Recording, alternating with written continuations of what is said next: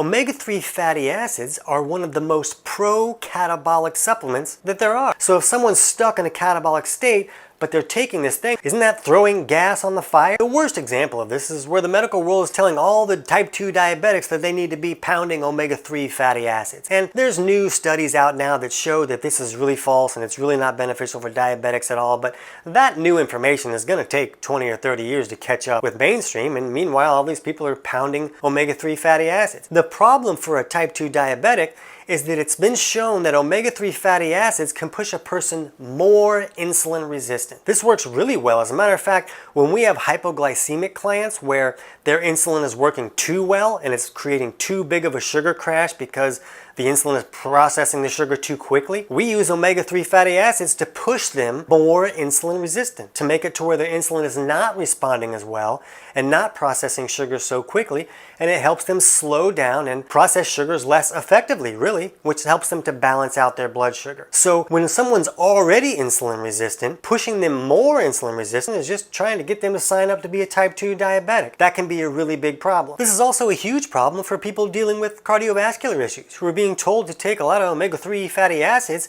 as an anti-inflammatory. And it has been shown that these omega-3s do have anti-inflammatory properties associated with them. But the problem is that if you push yourself more insulin resistant, and most people dealing with cardiovascular issues are already leaning a little bit insulin resistant, and that's why they're dealing with so much inflammation from the high levels of insulin. So now they're going to take these omega-3s that push them more insulin resistant. Now their body's going to have to make even more insulin to process the amount of glucose that they're consuming. And now that high insulin is going to create even more inflammation. So they're using an anti-inflammatory in the short term to create more long-term inflammation.